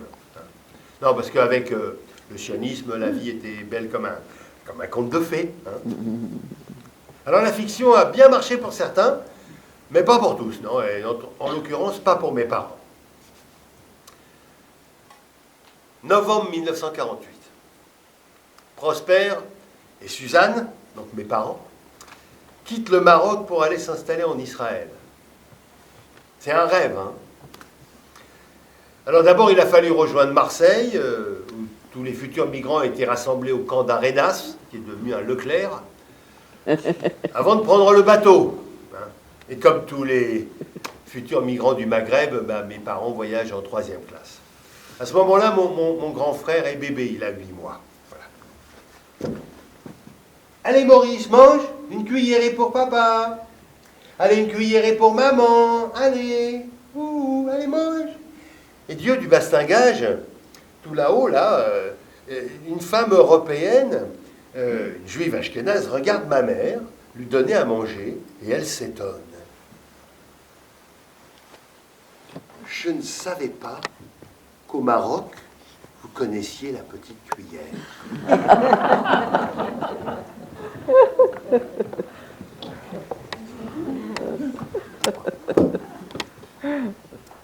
Le bateau arrive à Haïfa. Et tout là-haut, c'est presque à la frontière avec le Liban. Baruch haba! Bienvenue en Israël, allez, descendez du bateau. Voilà, descendez. Va toi là, va aider la vieille à porter ses bagages. Voilà, descendez du bateau. Voilà, alors on va faire 2 groupes. Voilà, alors on va séparer. Voilà, alors tous les occidentaux à droite et les orientaux à gauche. À gauche, j'ai dit. Frisés là, vous ne connaissez même pas leur gauche de leur droite. Allez, à gauche, j'ai dit, à gauche. C'est pas vrai. Allez, attention, suivez-moi. Hop là, à gauche. J'ai dit à gauche, voilà. Alors, hop, voilà, comme ça, hop, voilà. Non, mais n'ayez pas peur, hein. C'est quoi? C'est que du DDT. Alors, quoi, vous savez pas ce que c'est que le DDT? Mais le DDT, c'est quoi? C'est un produit chimique pour vous débarrasser des poux, de la gale et de la teigne que vous nous ramenez en Israël. Saleté d'arabe. Non, mais vous savez, être juif arabe dans les années 60-70, en Israël, c'était être schizophrène, en fait. Parce que le discours sioniste était doublement binaire. C'était juif contre arabe, mais aussi monde occidental contre monde oriental.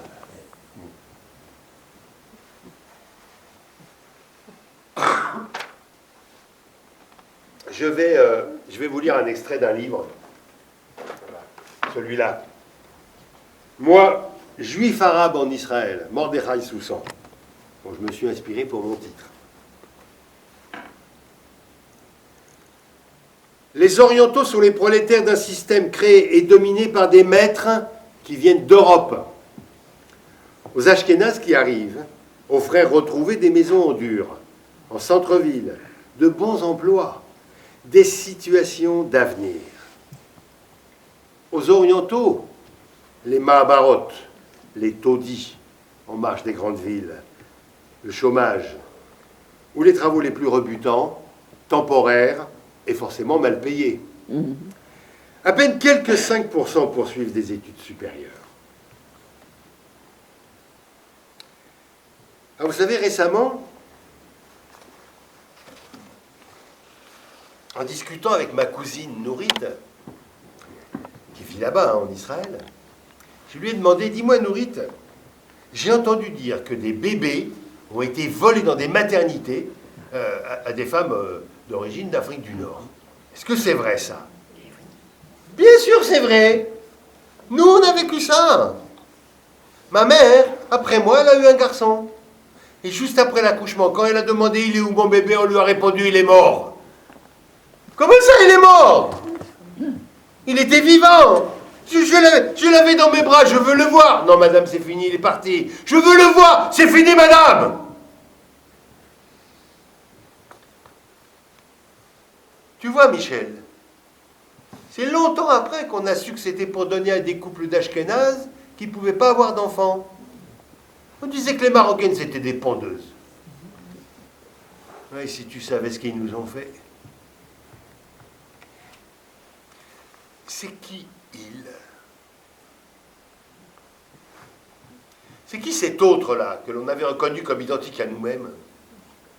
C'est qui cet autre, cette île-là qu'on utilise pour parler de la souffrance?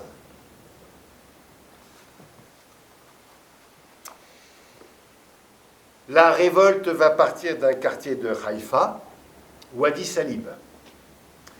Les Marocains descendent dans la rue par milliers. Ils se sont cherchés un nom. Et ce qu'ils ont trouvé, c'est les Pantérim Ashrorim, les panthères noires, en référence au mouvement des Noirs américains, les Black Panthers. La répression s'est faite à l'anglaise. Les policiers juifs à cheval frappaient avec des matraques. Hommes, femmes, enfants, vieillards, pas de différence. Alors mes parents, à ce moment-là, habitaient à Loud. C'est une petite bourgade mixte, à l'époque, à côté de Jérusalem. Mon père voulait monter une petite entreprise de menuiserie et bénisterie, comme tous les juifs marocains, mais il n'a pas eu le droit, parce qu'il y en avait déjà une qui était tenue par un Ashkénaze, il ne fallait pas faire de concurrence. Non, le seul travail qu'il a pu trouver, ça a été de s'engager dans la police militaire. Un juif arabe pour mater d'autres juifs arabes. Alors mes parents sont restés en Israël jusqu'en 1950. Parce que ça avait été tellement 2 années de galère que comme s'ils étaient jeunes en fait à ce moment-là, ils avaient envie de bouger, et puis la France c'était un peu leur pays, ils parlaient le français, ils avaient envie de voyager. Allez, on part en France. Alors ils arrivent en France. Mais vous savez, à ce moment-là, en France, on disait, dans les juifs, ils disaient, un bon sioniste, c'est un juif capable de trouver un autre juif pour aller vivre en Israël à sa place. Et en même temps, il y a le travail de la propagande qui se fait tout le temps. Et puis on répète comme ça, depuis 2000 ans, Ma'alla mahor berushalayim. Si Dieu veut, l'an prochain à Jérusalem. Alors tout ça, ça fait son travail. Hein. Ce qui fait qu'en 54, mes parents ils décident de retourner là-bas, deuxième fois, de tenter leur chance à nouveau, rejoindre la famille, construire un pays neuf. La galère va être pire encore. Il va à nouveau y rester 2 ans. Et juste après la guerre de Suez, donc en 56, ils ont décidé de revenir vivre en France définitivement cette fois-ci. Ma mère a dit « On brûle les valises !» À l'enterrement de mon père, ma sœur a dit « Papa voulait être enterré en Israël, mais y vivre, surtout pas. » Alors j'étais dans l'avion avec ma mère hein, quand je lisais ce livre. Et je lui ai dit, dis-moi maman, ça te dit quelque chose, toi, les Pantérim Mashrorim? Mais bien sûr! David Benaroche, c'était le frère de Marie, ma copine. C'est vrai. Le pauvre, il avait perdu un œil dans les manifestations. Tu sais, il avait un café à Haïfa, à Wadi Salim. Tout le monde allait chez lui. Et quand il n'était pas là, parce qu'il était à des réunions, les gens, ils venaient quand même et ils rentraient, ils s'installaient, ils se servaient. Et après, ils laissaient l'argent sur les tables ou sur le comptoir. Jamais personne n'aurait rien volé. C'est vieux tout ça. Alors moi, j'ai essayé d'en parler avec des jeunes, hein, des trentenaires qui vivent là-bas en Israël. Ça vous dit quelque chose, vous, les panthères noires, les Pantérim Ashrorim? Rien. Kloum, choum davar. À qui profite l'oubli? Alors oui, disons qu'il y a eu des histoires d'amour quand même qui ont eu raison de cette ségrégation-là. Par exemple, moi, mon neveu, Adam, d'une mère marocaine et d'un père anglais, a épousé une jeune femme d'origine russe. Ah, vive les mélanges, hein? Ça fait les plus beaux enfants. Bon, après, en même temps, tout se mélange pas encore, hein? Non, non, mais ça continue, hein? Les Ashkénazes continuent à parler des séfarades, des Mizrahim, en les appelant les Schwarz. Vous voyez jusqu'où il est le racisme. Alors oui, c'est vrai, il y a aussi des fois des extraordinaires histoires d'amour entre un Roméo israélien et une Juliette palestinienne. Ou l'inverse. Mais le problème pour eux, c'est le mariage. Parce qu'en Israël, le mariage n'est que religieux. Donc pour se marier civilement, il faut partir à l'étranger, hein, et puis revenir marié, voilà, et prêt à se battre contre des préjugés. Ouais. Non, Israël est un pays complexe, hein, paradoxal, je dirais. Voilà. Alors, est-ce que ce pays, c'est l'état des Israéliens ou l'état des Juifs? Non, parce que quand même, il y a plus de 20% de la population qui n'est pas juive, sans compter tous ceux qui sont non-croyants.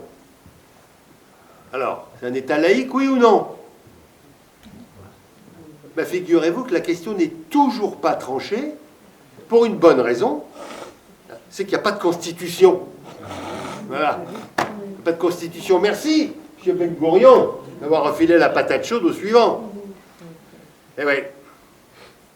Alors, en même temps, c'est censé être un pays démocratique. Hein, démocratique comme en France ou en Europe, c'est-à-dire avec des magouilles, des injustices. Mais en même temps, il y a la liberté du culte, le droit de vote, une intense vie culturelle, scientifique, artistique, même la liberté de la presse. Vous voyez, puis c'est rare hein, dans cette région du monde. Alors moi, pendant toutes ces années,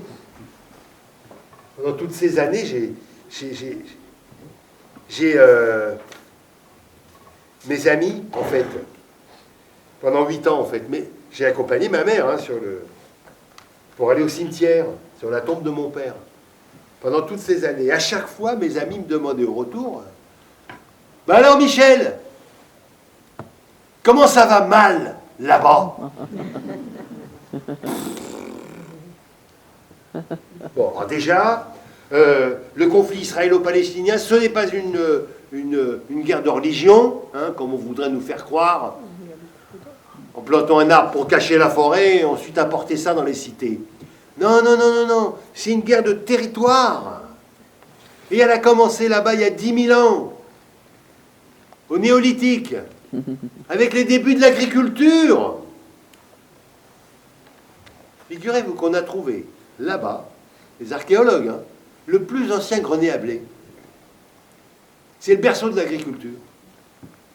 Alors du coup, en fait, ce conflit, à l'origine, c'est celui des nomades, des bergers contre les agriculteurs qui s'accaparent la terre.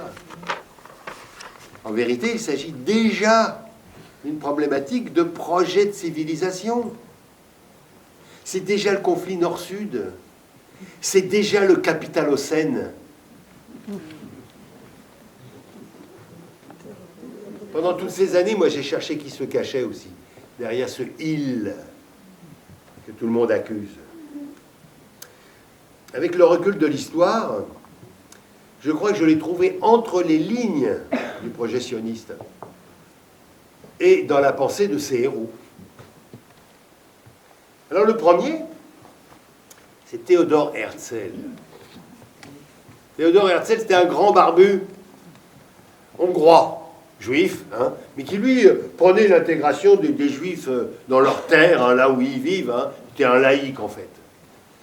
En fait, il était journaliste et il a été envoyé en France pour suivre l'affaire Dreyfus. Quand il a vu comment la France, pays des droits de l'homme et des Lumières, hein, traitait Dreyfus, alors là, il y a quelques siècles de pogroms qui lui sont remontés.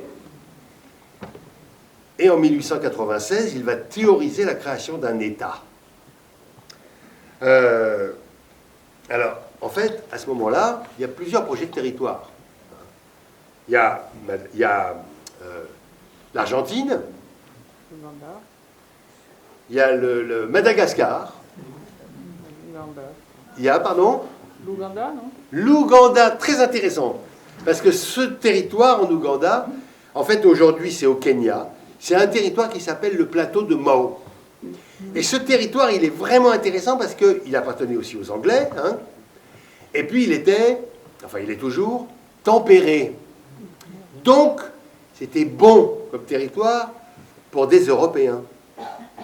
Mais le problème, là-bas, et c'est pour ça qu'ils n'y sont pas allés, c'est qu'il y avait des bêtes féroces. Et ouais, non, les Maasai, on s'en fout complètement.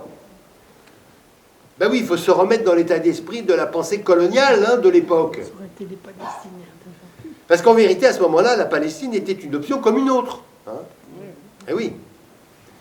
Et en fait, c'est cette option qui a été validée au premier congrès à Bâle en 1897, premier congrès juif, parce que tous ceux qui étaient contre, et ils étaient peut-être même plus nombreux, ont décidé de boycotter le congrès de Bâle. Du coup, ils ne sont pas venus, ils n'ont pas voté, et à l'unanimité, ils ont donc, les sionistes, pu imposer leur vue sur ce territoire, la Palestine. Voilà. Ne pas venir voter, ce que ça a comme conséquence.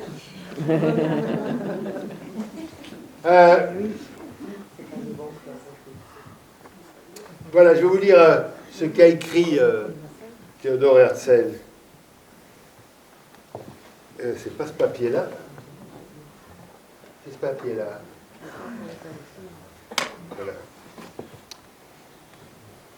Théodore Herzl écrit: c'est la volonté de Dieu que nous revenions sur la terre de nos pères. Nous devrons, ce faisant, représenter la civilisation occidentale et apporter l'hygiène, l'ordre et les coutumes pures de l'Occident dans ce bout d'Orient pestiféré et corrompu.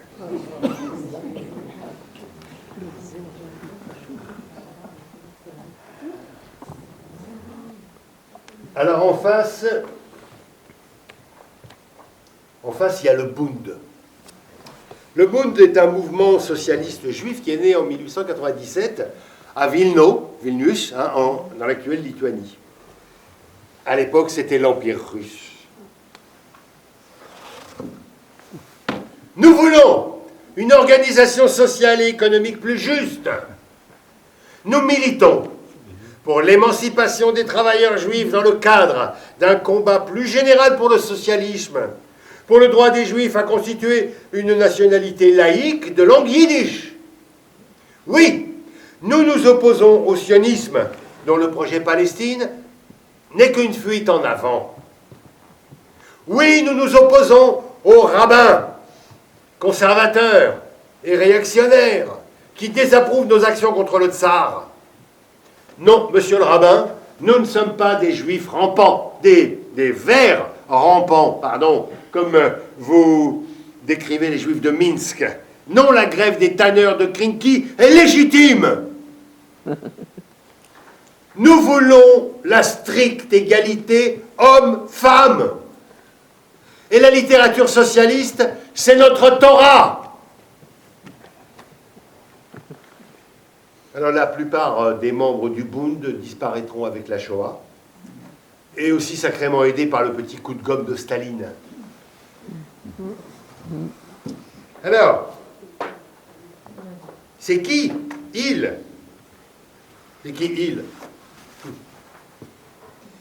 Eh bien, chez les sionistes, si l'objectif est commun, hein, c'est-à-dire le projet Palestine, il y a au moins deux héros qui s'opposent. Il y a David Ben Gourion et Vladimir Jabotinsky. David Ben Gourion, il a dirigé le syndicat Histadrout, c'est-à-dire c'est l'équivalent français de la CGT. Le pays va être dirigé jusque dans les années 80-90 par cette gauche-là. En vérité, elle a aussi créé une élite ashkénaze, hein, 99% du gâteau, et un prolétariat oriental, hein, 1% du gâteau. Et puis, bien entendu, ceux d'en haut qui disaient à ceux d'en bas, parce qu'il y avait aussi un sous-prolétariat palestinien, hein, on leur disait « Hé, attention, oh, les Palestiniens vont vous piquer votre gâteau !» Et c'est comme ça que bon nombre des Pantérim Ashrorim, hein, qui étaient pour la plupart des cocos, eh ben, vont basculer. Parce que quand un parti travailliste ouvrier génère un bas peuple et l'opprime, ben, ça provoque la haine de la gauche. Donc, tout cela vont se tourner vers les valeurs sûres. Hein. D'abord les rabbins, valeurs traditionnelles. Et c'est comme ça que va naître le premier parti religieux oriental, le parti chasse, qui très rapidement va devenir un parti de droite, hein, puis d'extrême droite, hein, puis de droite extrême, puis bientôt, peut-être, on ne sait pas, ils vont peut-être tomber à l'autre bout, on ne sait pas. N'empêche, en attendant, ils sont au pouvoir. Et puis, ah oui, alors, et puis les autres, eh ben, eux, ils vont se tourner vers le Likoud, hein, parti de droite libérale. Alors, Vladimir Jabotinsky, lui, il n'a pas connu l'État d'Israël parce qu'il est mort en 1940, à l'âge de 60 ans. Lui, il était très anticommuniste, particulièrement parce qu'il était même carrément un adorateur fasciné par Mussolini. Lui, il prenait le grand Israël, hein, les deux rives du Jourdain, c'est-à-dire avec des frontières qui allaient de la Méditerranée jusqu'à l'Irak. Voilà. Vladimir Jabotinsky donc est l'héritier, en fait, la pensée du Likoud sont les héritiers, eux, de Vladimir Jabotinsky. Et le dernier dirigeant en date, ben, c'est Bibi. Hein. Non, pas Bibi, oh, attention. Hein. Bibi, Benjamin Netanyahou. Hein. Netanyahou. Parce qu'il sort par la porte, mais il rentre par la fenêtre, lui. Voilà. Vous savez, son père était le secrétaire particulier de Vladimir Jabotinsky.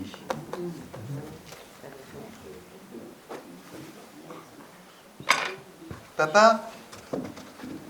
Papa? Je voudrais m'inscrire à la MJC. Tu sais, c'est pour faire des activités avec des jeunes de mon âge. Tu veux bien, papa? MJC? MJC? Encore cette saloperie du mouvement des jeunesses communistes. Écoute, mon fils, j'ai bien compris, mais tu peux faire la même chose avec des jeunes de chez nous, hein? Tu vas voir, je vais t'inscrire au Bétard. C'est comme les scouts. Voilà. Bon, Jean-Michel, c'est quoi ton prénom juif? Élie. Désormais, tu t'appelles Élie. Tu as quel âge? 14 ans. 14 ans, Baruch Haba. Viens là.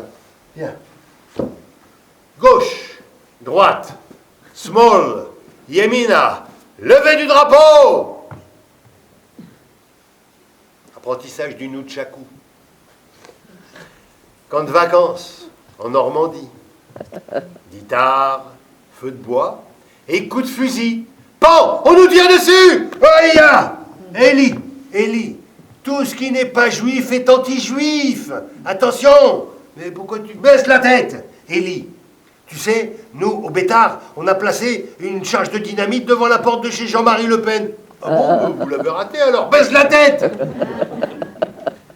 Nous, on a cassé la gueule au moment du GUD. C'est quoi le GUD? Le GUD, c'est... Baisse la tête. Le GUD, c'est des néo-nazis proches des Palestiniens. Voilà. Ah bon? Baisse la tête. Élie, nous, on a cassé... Tous les dimanches matins, on a cassé la gueule aux Arabes de Belleville. Tu viens avec nous? Oh ben, quand même, ils ont rien fait. Ouais, baisse la tête. Le Bétard prépare un camp de vacances dans un kibboutz cet été en Israël. Tu viens avec nous? Un kibboutz? Cool. Gauche. Droite. Gauche, droite. Small, yemina, levez du drapeau. Y a pas de piscine? Non, il n'y a pas de piscine. Et juste ici, c'est la frontière avec le Liban. Alors tu mets tes rangers. Le Bétard va vous apprendre à manipuler une arme. Montage et démontage. Et après, je vais vous apprendre à tirer. Demain, on fait une marche avec le sac à dos et le fusil. Hein? Voilà. Et dès le soir, on commence les tours de garde. Voilà. Élie, c'est toi qui commences. Ça te plaît, Israël, hein? Tout est plus beau ici. Les oranges sont plus belles. Les filles sont plus belles. Et même la guerre, elle est plus belle. Ah. Qu'est-ce que je fous là, moi? Mais qu'est-ce que je fais là? Mais réfléchis pas. Marche, marche, marche. Ok, je marche comme ça pendant 15 jours. Jusque cette nuit là où je me suis fait kidnapper. Ils se sont glissés dans le camp. Ils se sont trouvés un complice. Ils se sont cachés derrière un bosquet. Il est 1h du matin. La lumière de ma chambre est encore allumée parce que je rassemblais mes affaires avant de partir passer Shabbat en famille. Et puis, avec mon cousin Charles, on avait décidé qu'on ferait une descente dans la chambre des filles. Quelqu'un vient frapper à la porte. Michel, Élie, Élie, viens, le directeur, il veut te parler. C'était le gardien du camp. Je ne me suis pas méfié. Je l'ai suivi. En passant à côté du bosquet, j'ai vu des yeux. J'ai eu peur. Puis là, 5 gaillards me tombent dessus. Petit tabassage en règle, mis dans un sac, jeté dans un camion et transporté à 50 km de là. J'ai peur. Me voilà dans une petite chambre monacale. Mes vêtements sont déchirés. Je suis pieds nus. Comment prévenir? Qui sont-ils? Que veulent-ils? J'ai peur. Le matin, on me conduit dans une grande salle pour le petit déjeuner. Et je me retrouve en présence de 50 jeunes garçons et jeunes filles en uniforme, en train de saluer les portraits accrochés au mur de Vladimir Jabotinsky et de Joseph Trompeldor, les 2 fondateurs du Bétard. J'avais été kidnappé par les jeunes du Bétard d'Israël parce que les nôtres leur avaient volé leur drapeau. Je devais servir de monnaie d'échange. Des jeux de guerre qui forment à l'honneur, au sacrifice, au respect du chef, à la fiction de la gloire du nationalisme.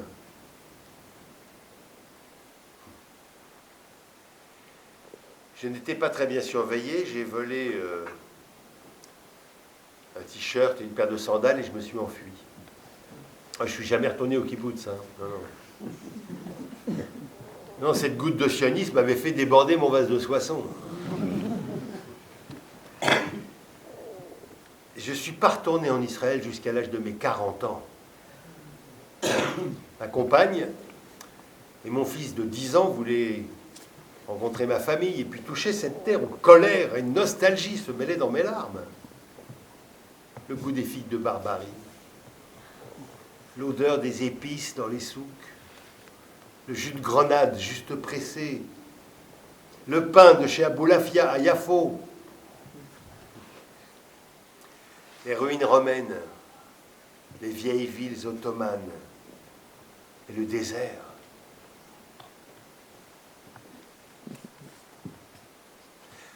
Alors Michel, comment ça va mal là-bas?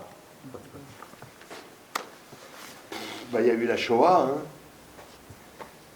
Les Juifs d'Europe qui devaient peupler la Palestine ont perdu la vie dans les camps. 6 millions de Juifs assassinés, un Juif européen sur 2.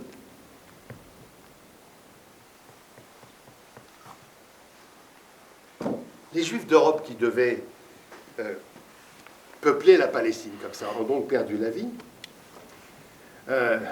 Pour les survivants, dans cette Europe devenue folle, créer un État était devenu une nécessité. Et cet État, pour les survivants, permettait de réaliser un vieux rêve, celui d'être enfin des Européens à part entière. Les Juifs orientaux et palestiniens étaient un obstacle à ce rêve délocalisé au Moyen-Orient. Les Juifs orientaux et palestiniens avaient une culture commune, la culture orientale. Ça aurait pu être leur chance.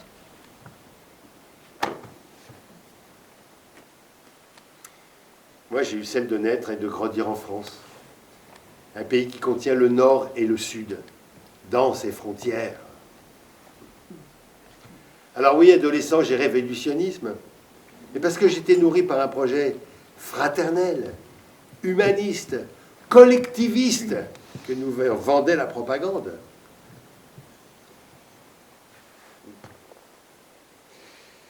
Que nous vendait la propagande. Je vous l'ai dit que c'était compliqué. Ah oui. La réalité de l'égoïsme libéral et le nationalisme, avec son corollaire, la peur de l'autre, hein, a eu raison de tous mes rêves de paix. Et puis les théocraties aussi. A eu raison de tous mes rêves de paix. Ensemble, politique et religion font toujours couler le sang. Et puis il y a aussi les histoires que chacun se raconte. Hein. Mahmoud, le Palestinien, Moshe, l'Israélien. Chaque camp croit à une autre version de la même histoire. Chaque camp considère que le conflit est entièrement de la faute de l'autre et attend des excuses. Mais est-ce qu'il ne serait pas déjà temps, je ne sais pas moi, de commencer à reconnaître la souffrance de l'autre, toutes les souffrances de l'autre? Qu'est-ce qu'il y a? Je suis romantique? Encore aujourd'hui? Parce que vous voulez que je vous la montre, moi, ce que c'est que la réalité maintenant? Elle est là. La voilà, la réalité. C'est ça maintenant. C'est ça la réalité. Ah, à l'envers. La voilà la réalité.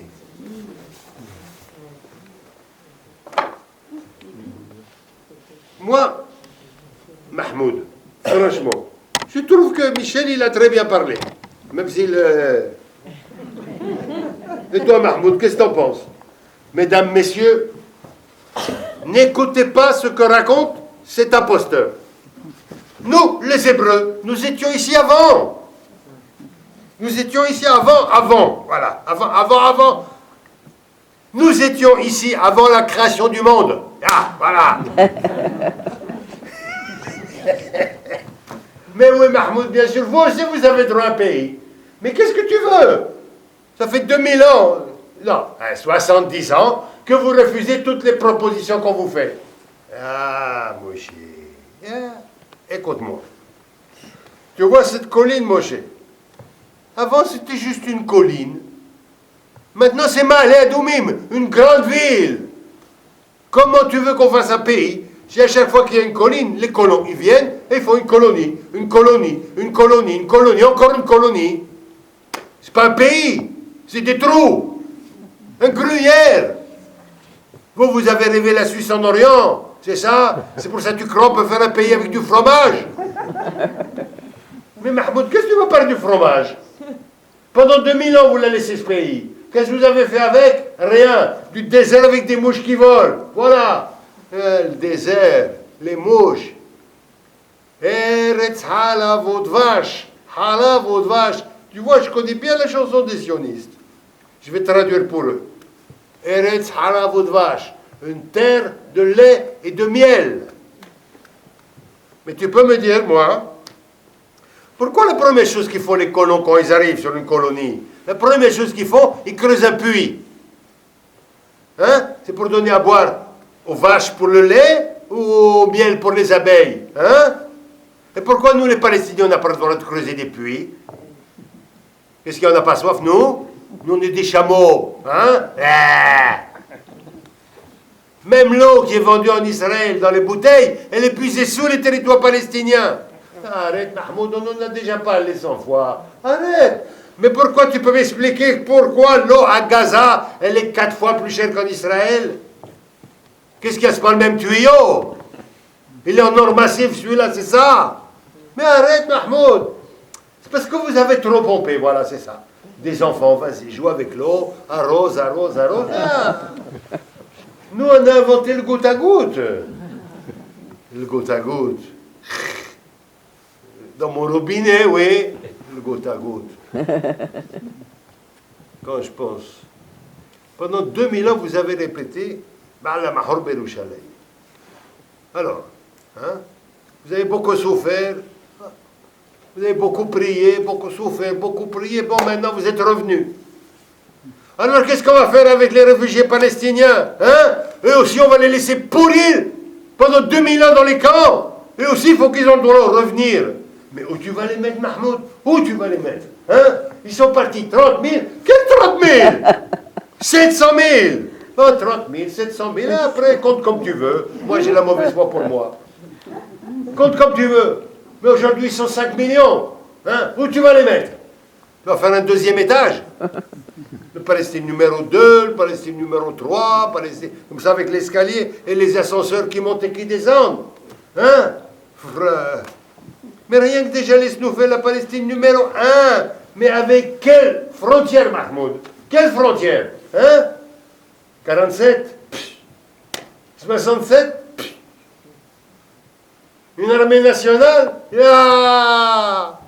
Tu as déjà lu la science-fiction? Hein? Allez, rendez-vous dans 3000 ans là-bas, là, sur le parking des scoupes volantes.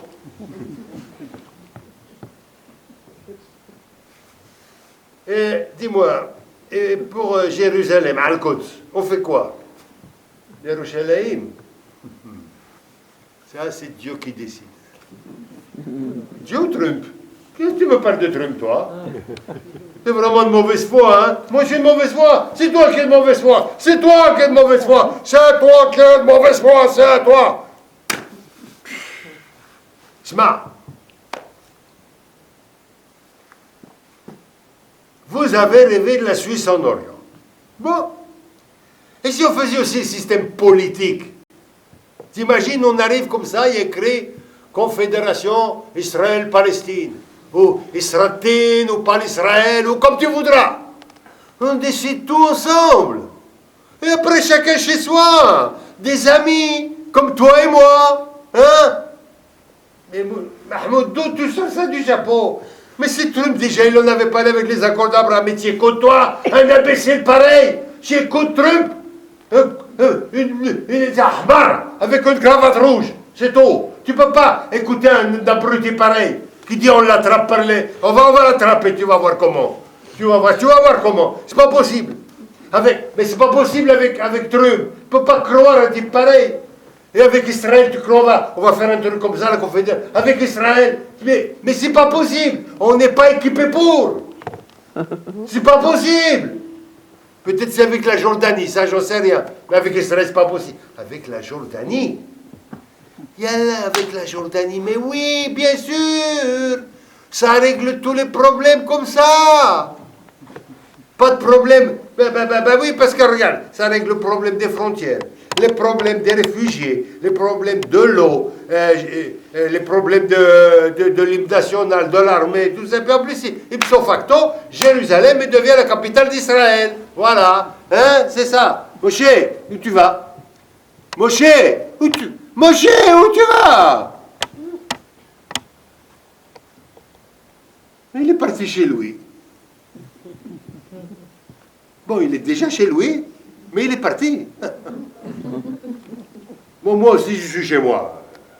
Et je reste ici, avec vous. Voilà. Ah.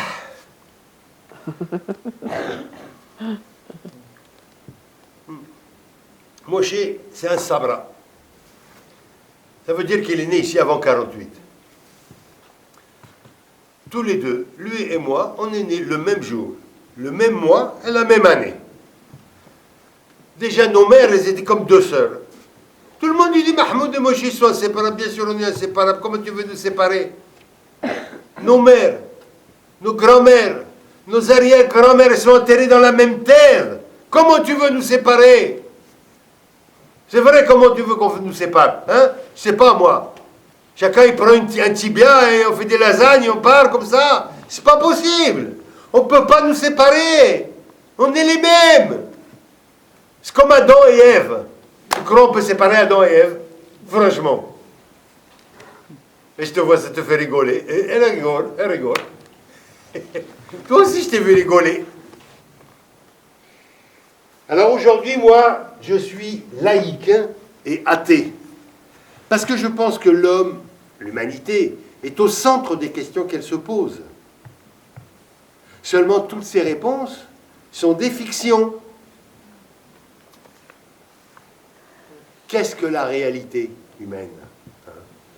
Au-delà de ses besoins, au-delà de ses rêves, bien les histoires qui nous constituent, elles nous collent à la peau. Moi, je suis fait de plein d'histoires, comme vous, comme vous, comme vous.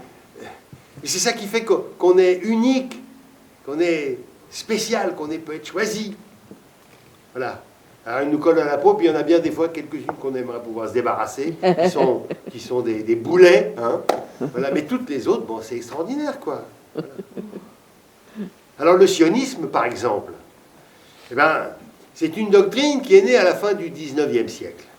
Alors, c'était un siècle raciste, avide, colonialiste, guerrier, un monde de merde. Eh bien, Michel, comment tu as parlé? Ah. Tu as tout jeté ou bien? Ben non, tonton Guessous, non. Non, j'ai gardé le thé à la menthe. Le goût des épices, le plaisir de raconter des histoires, la joie de la musique orientale, le sens de l'accueil et de la fête. Et puis j'ai mélangé tout ça avec Jacques Prévert, Goscinny, Charlie Hebdo, Charlie Parker, Samuel Beckett et Averroès. Voilà. Le thé à la menthe, c'est un bout de mon enfance. Et prendre le temps de le boire presque chaque jour, c'est redonner au présent le temps du souvenir. Retrouver dans son goût sucré la voix de ma mère qui appelle pour le boire.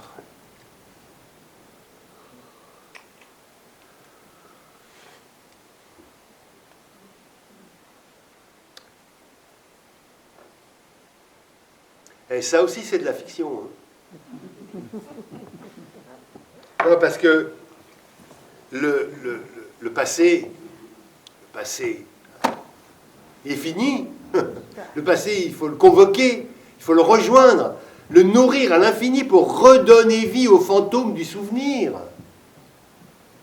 Bon, ça non plus, c'est pas de moi. Voilà, ça, c'est du Vladimir Jankélévitch. Voilà, Jankélévitch. L'irréversible et la nostalgie. C'est un livre que ma psy m'avait conseillé.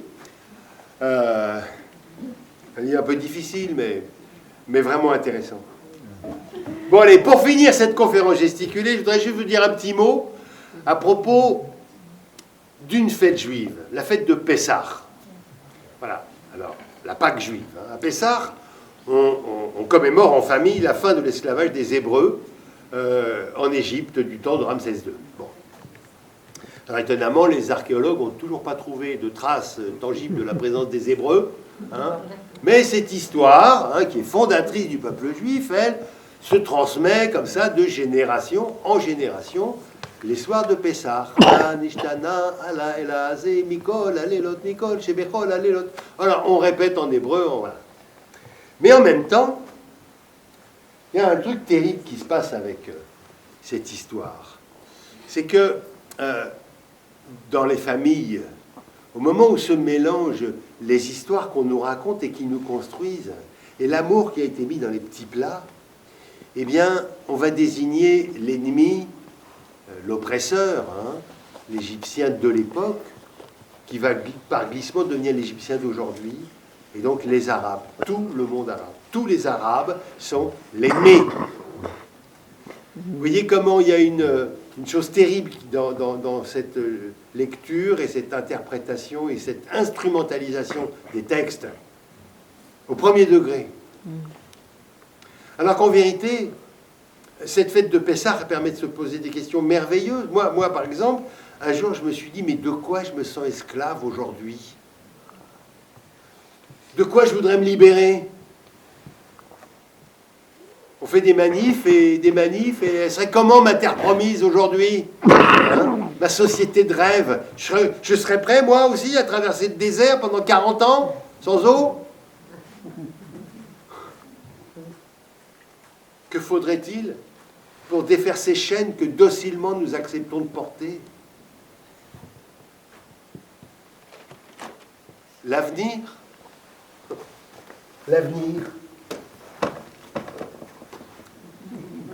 Oh, pardon, deux fois, dis donc. L'avenir. Voilà, une page blanche. À nous de la rendre intéressante, cette histoire-là, en écrivant un nouveau récit avec des héroïnes, tiens, et un monde plus généreux, plus fédérateur, un monde accueillant.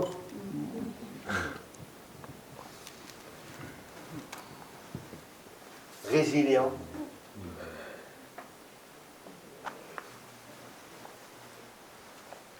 Allez, pour finir, une dernière blague. Si vous avez tout compris, c'est que j'ai mal expliqué.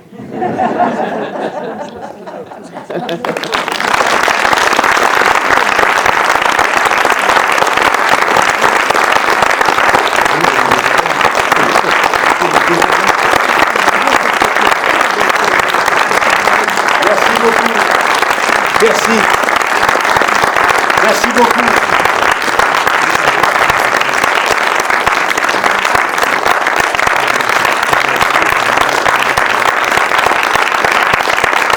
Moi, je voudrais quand même partager ces applaudissements avec l'équipe et les bénévoles de l'Université populaire du travailleur catalan, sans qui je ne serais pas venu. Voilà. Bravo à vous.